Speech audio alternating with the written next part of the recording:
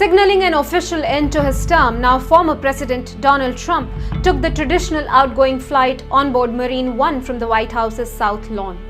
But this wasn't the only instance where the inauguration ceremony of the 46th President of the United States of America was different. Namaste and welcome to New India Junction. I'm Nivedita Tiwari, and today we are talking about the recent events from across the world, the US President's somewhat subdued swearing-in ceremony. The word unprecedented is often used in a very different context when we speak of presidential inaugurations. America's 46th leader, the protector of its constitution, is, however, faced with exactly that. President Joe Biden and his closest ally, Vice President Kamala Harris, have finally assumed charge.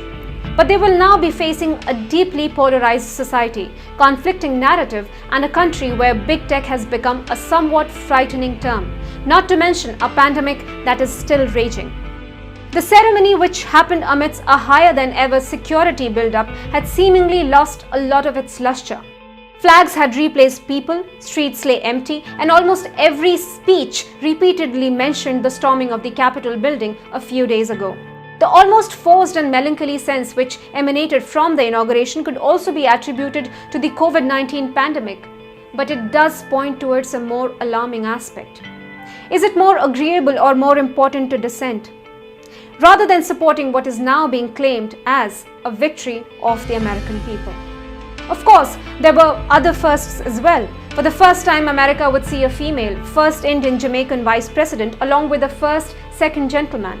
The outgoing leader of the country, Donald Trump, also chose to stay away from the ceremony, with no invitation being extended to the Bidens from the White House before the inauguration. Interestingly, with over hundreds of people added to the dreaded no-fly list and the FBI vetting the over 25,000 soldiers guarding the event, not a lot of good signals are being sent out. Nevertheless, the new president and the VP have a steep hill to climb ahead. The Senate is being barely controlled by the Democrats after a tiebreaker. China has been exerting its influence for quite some time now, and dissent seems to be more interesting than policies.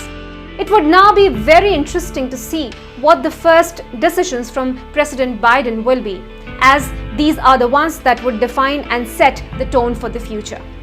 While honoring the veterans and saluting the supreme sacrifice of those who have fought for America is a moving gesture, it is now time for the Biden administration to set the wheels of governance in motion, as time is of the essence.